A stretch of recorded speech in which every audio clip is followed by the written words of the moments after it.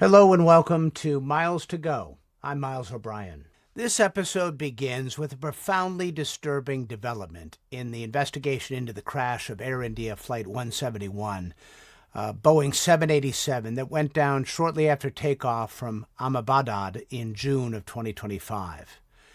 The aircraft was mechanically sound, the weather was not a factor, and yet just seconds after liftoff, both engines inexplicably lost thrust. The aircraft stalled and crashed into a densely populated neighborhood, killing everyone on board and many on the ground. Now, Indian investigators have concluded what many in the aviation community feared.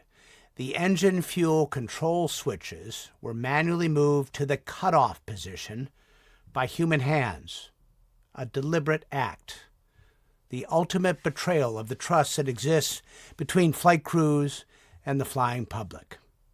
This kind of tragedy hits the aviation world especially hard. We are a community that relentlessly analyzes failures and searches for a mechanical flaw or a procedural mistake, something tangible that can be corrected to make flying even safer. But in this case, we're left staring into the inscrutable realm of the human psyche. To help me try to understand all of this, I'm joined this time by Les Abend. He is a veteran airline pilot, now retired, more than 3 decades with American Airlines, flying all sorts of Boeing aircraft. You might recognize him as a contributing editor to Flying Magazine, or you might have seen him on CNN or other networks as he tries to demystify the world of aviation for a broad audience.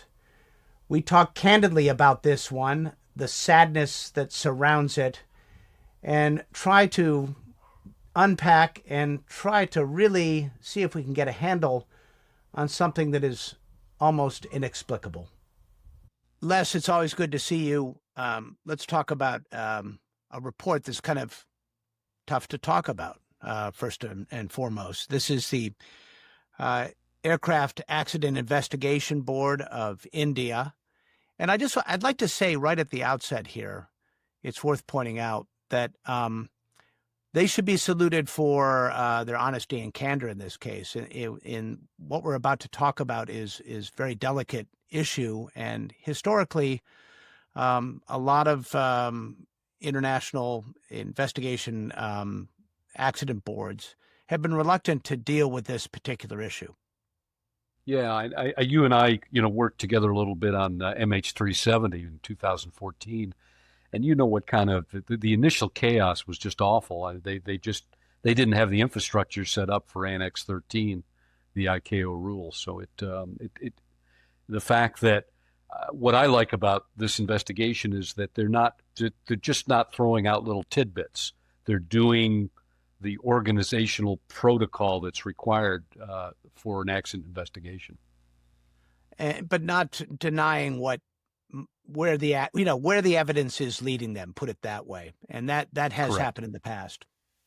Correct. I agree. I think they're being forthcoming with it. It's not coming out fast, but that's very typical of most methodical, well done investigations. Okay, so I've got the report up here. Let's just run through some of the basics before we get to the key points here. Basically, walk us through it. You're putting this all together for people. It's a 787. The incident occurred on June 12th. 230 passengers, 10 cabin crew, 2 flight crew. Anything that stands out to you about the conditions at the airport, the weather, anything like that strikes you? Um, it really, as far as the weather's concerned, there was nothing significant.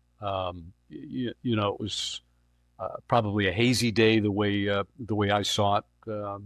But beyond that, and it was a very hot and humid day, but there was nothing that was beyond the capability of a 787-8. And here we are, 787. This particular one was manufactured in 2013. It had total aircraft hours 41,000. for people who don't understand, when you hear those numbers, I think people think, "Oh gosh, is that an old airplane?" That is really not the way to think about this, is it? No, it's. I guess you have to think about it in dog years in a way. It's really not. It's not an old airplane. It's just it's gone through its life cycle, the way it should on a routine basis with a lot of time. I mean, this is an airplane that's it's designed for long range cruises. So that's why you see a lot of time, 41,000 hours. And honestly, that's not a whole lot of time. Even in this, if you consider 12 years has gone by. The GE engines are, reliable power plants. Nothing that would stand out on those. There's no indication that there was any maintenance issues of any kind, right? I think there was one write-up from the prior crew, but it was unrelated to this particular accident. There was something to do with a stabilizer enunciation that was on, but I think that was addressed. I think it was fixed. It didn't appear to have any active MELs, minimum equipment list maintenance issues. This is some pictures from the site. I mean, the aircraft was aloft for a short period of time. I think the crash occurred about a mile away from the airport. As you can see from this image on the left here, it's a very densely populated area, and unfortunately, a lot of casualties on the ground as a result of all that. There's the overhead view from a drone shot, I believe. You can see If you how go it. back, Yeah, if you go back a little bit, Miles, so that first building very at the top of your screen, this one here. that's the major impact, and then the collateral damage happened, further towards your bottom of the screen. Those buildings there, it's just amazing how far those parts of that airplane continued, even with all those obstacles. Yeah, so we got right engine here, right wing, the aft section, the vertical stabilizer or tail. Left engine was here, center tank, right wing. Anyway, it's just terribly sad when you consider.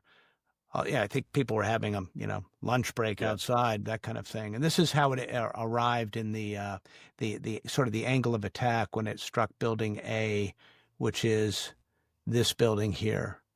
correct. Now, so going through, I thought one of the things as we get into okay, so we got the machine, no issues that we can see with the machine, no issues that we can see with the environment, except that it was kind of a hot day. But there's no reason this 787 wouldn't have been able to get off the ground there, even in a so-called density altitude situation. They had enough runway. So now it gets down to the crew.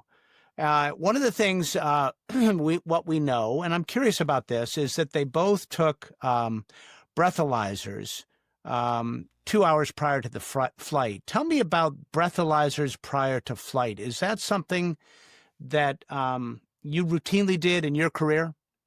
No, as a U.S. airline pilot, I never took a breathalyzer prior to the flight. Now they're random, but this may be a procedure that Air India requires prior to a flight. I mean, nothing wrong with it, but for U.S. based airlines, I would say most of my colleagues would say that's unusual.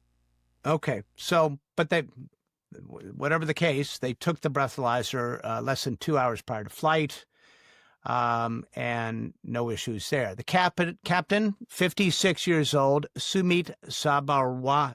I'm just going to get this wrong. Sumit Sabharwal. 15,000 hours of flight time, not quite a less abend, but a fair amount of experience. I think almost about half or even more than half of his time at the controls of a 787. So that's a lot of 787 time, isn't it? Yeah, I would say he's competing with a lot of U.S. captains. Yeah, he's got a lot of 15,000 compared to some captains in the U.S. Might be a little less, but it's experience. He's an experienced captain, and now a lot of time on the equipment. A lot of And time. meanwhile, his first officer, 32-year-old Clive Cunder, at the other end of his career, he's a 32-year-old, 3,400 hours, got about as much time as I do, and about 1,100 hours on the 787. So that is Yeah, not, that's an apprentice situation, right? And this is the way the aviation world works. A couple words on that might be worth pointing out: the senior and junior combination. true. Very often it does, but I'd say 1,100 hours. Once you get past the first 500, you start to get comfortable with a particular aircraft. When you get to 1,000, you really start to know that airplane. So he's at a stage where it's a natural flow for him flying the airplane. 1,100 hours is a good amount of time. So you wouldn't put this as there's no sort of dangerous experience gap here that you would look at. I do know that in this case he is not an ATP, air transport pilot. Why don't you, a couple words on that? And I know this is a somewhat controversial issue here in the United States. After the crash in Buffalo, the rules were changed to require all airline pilots of an aircraft like the 787 to be ATPs. Walk us through that a little bit, and if that should be an area of concern here.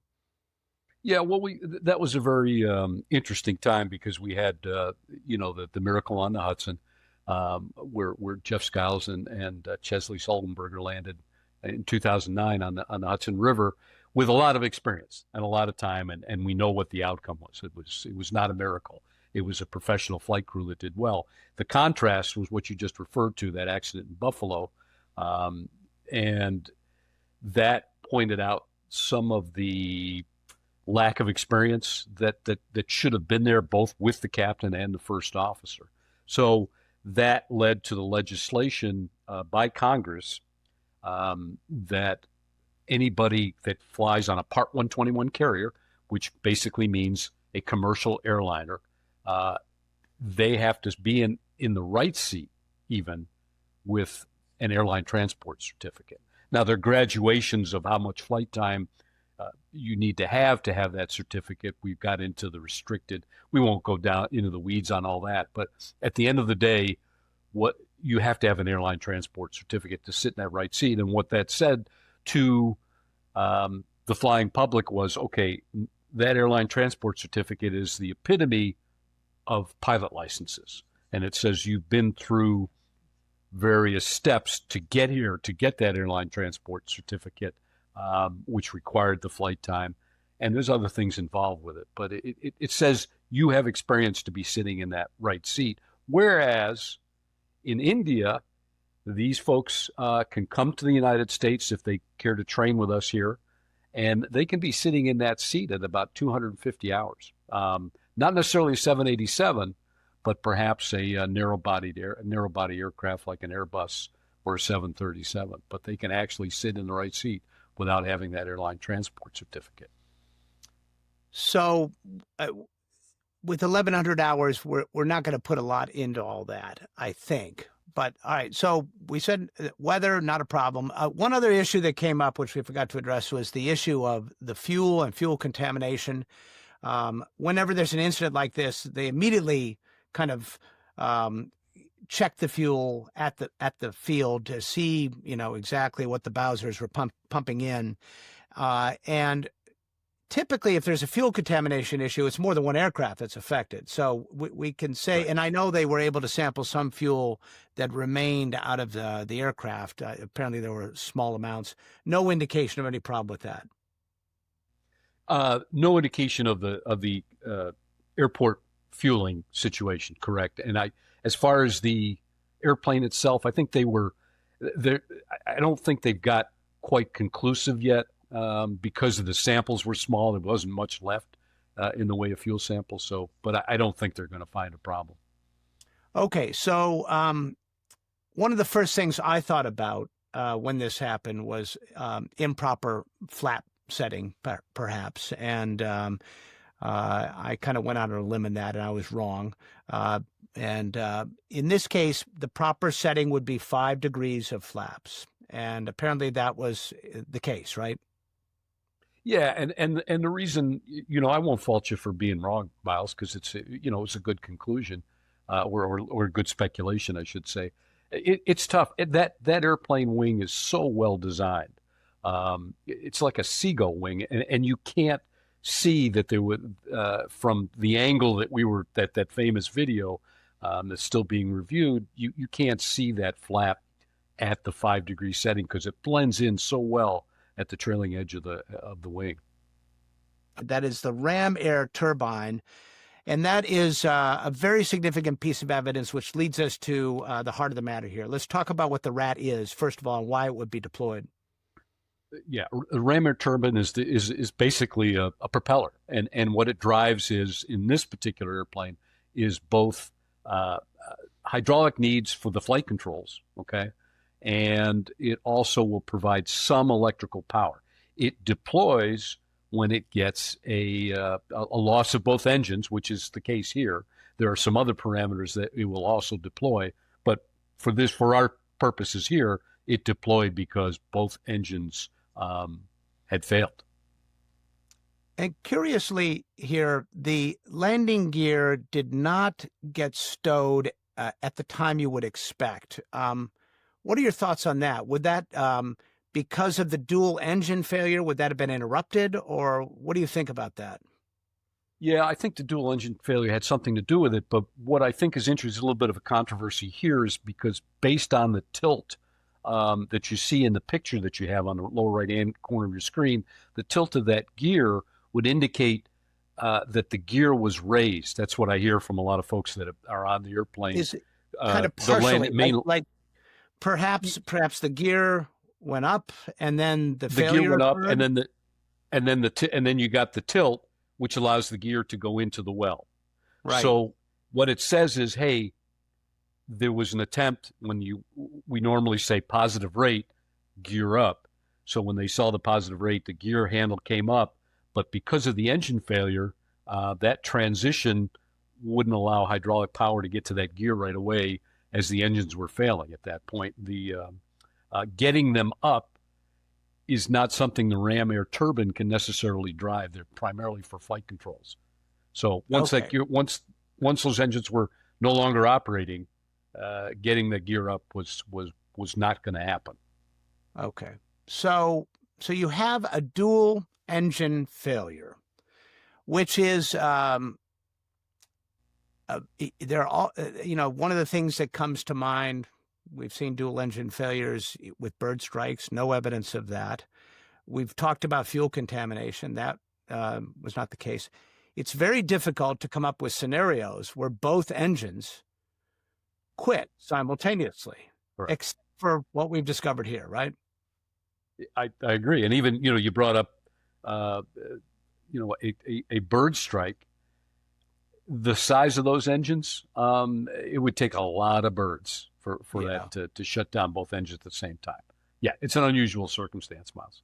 So what the flight data recorders confirm, and what the cockpit voice recorder confirms as well, is that these two switches were put from run to cutoff. These are the fuel control switches for the two engines.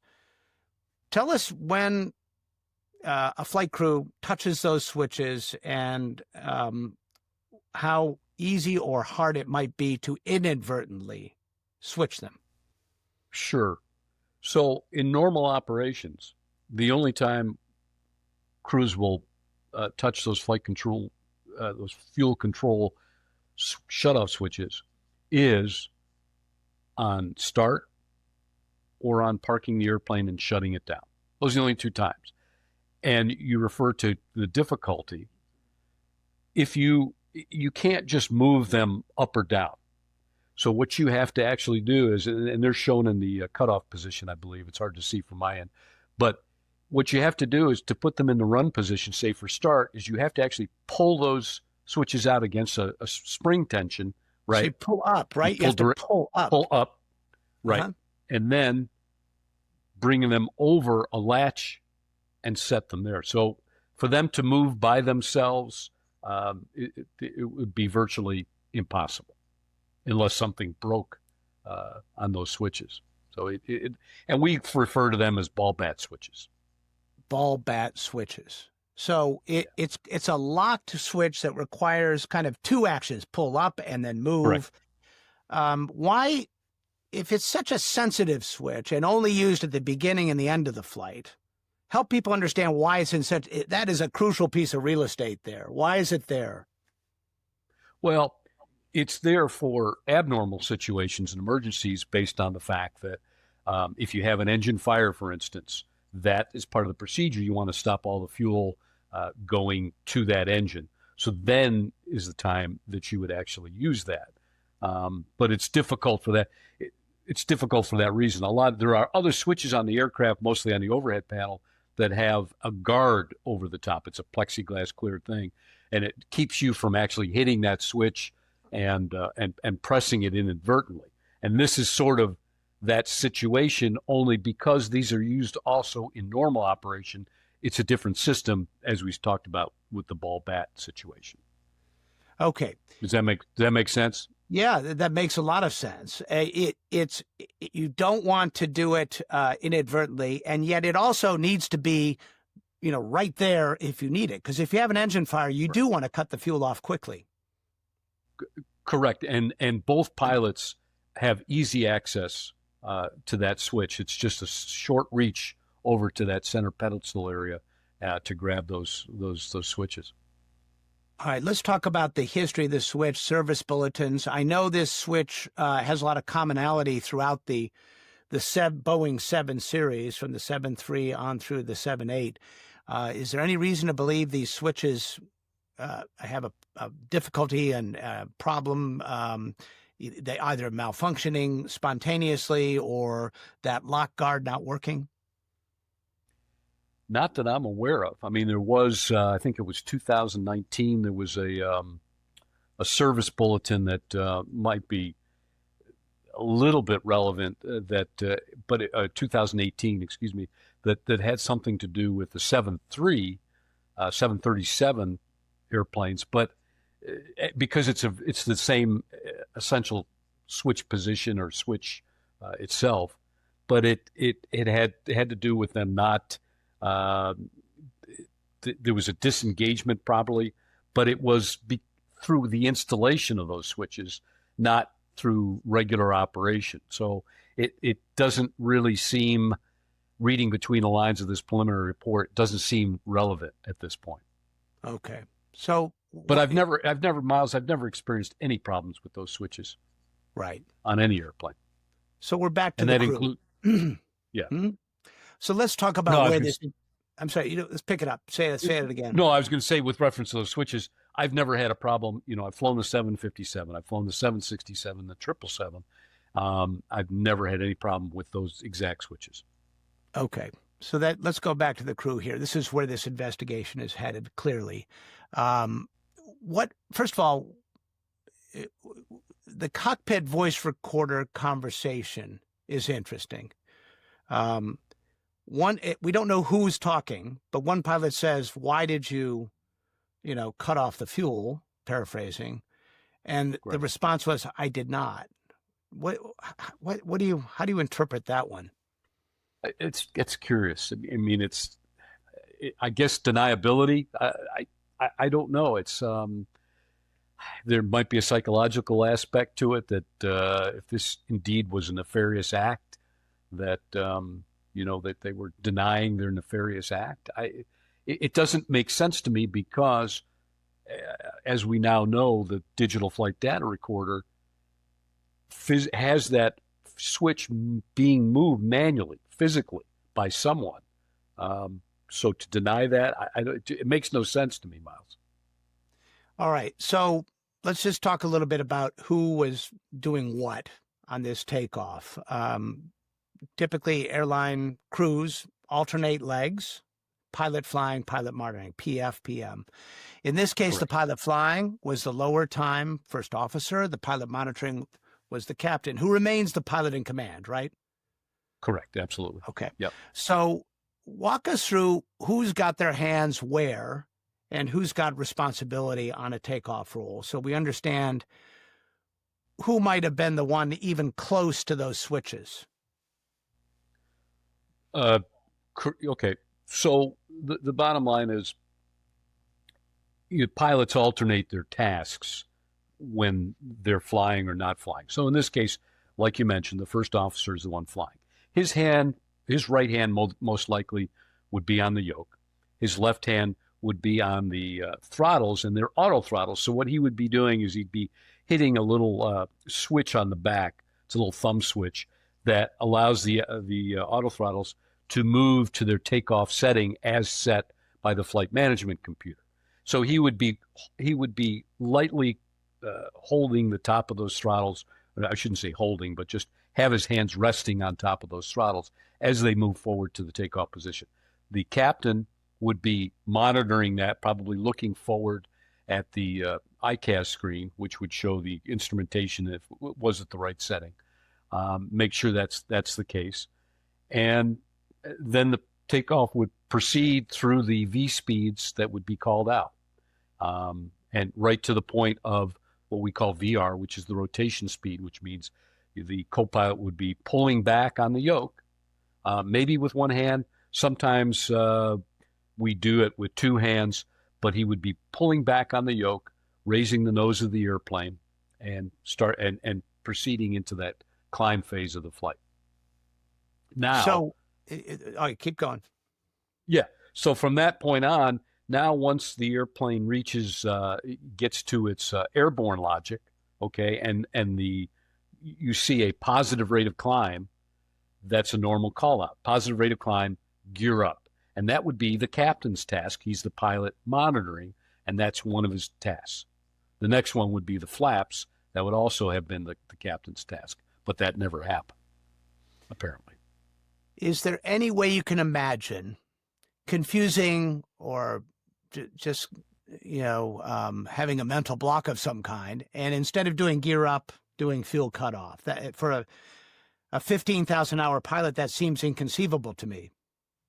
For either one at this point. I mean, with all the time they have on that airplane, even if they were coming from an unfamiliar situation where they were on another airplane and a switch was in a different position than they were used to. But this is an experienced 787 crew. Neither one of them would mistake those fuel control switches for some other, for the flaps, for the gear. It's very difficult then to come up with an inadvertent action here. Correct. Which leads us to this kind of very sad conclusion. I know that's very difficult for, all of us. It makes you sad, but in particular for people like you who spent a long career, there's kind of there's a sacred bond of trust between airline pilots and passengers and the system in general. The fact that this could be deliberate hits hard, doesn't it? That we worked together on German wings, right? Mm-hmm. To think that this young man decided it was in everybody's best interest to commit suicide and like you've so aptly said, homicide with an airplane. For me, it was unfathomable. And this is as well. If this is really the case, it's hard. We've talked about this. To me, it's like the Hippocratic Oath for doctors. This is, to take the lives of all these people with yours. It betrays a lot of trust. It really does. So we have this expression in aviation: the rules are written in blood, and what that means sounds a little grim, but what that means is each time an accident happens, we pour through the wreckage and we try to make improvements in the system, either the aircraft, the way it's built, the way procedures occur. It occurs to me that over all these years, the one thing we haven't upgraded is what's between our ears. And human beings at this point have become, in this case, in a deliberate fashion, become a leading cause of airline fatalities. We can go through a list of about a half a dozen of them, including Silk Air, Egypt Air 990, China Eastern back in 2022, German Wings. Um, are we overlooking an important thing here, Les? Well, I'd like to think this is an anomaly, and unfortunately, it's not the kind of anomaly the public wants. In the back of their heads when they get on board.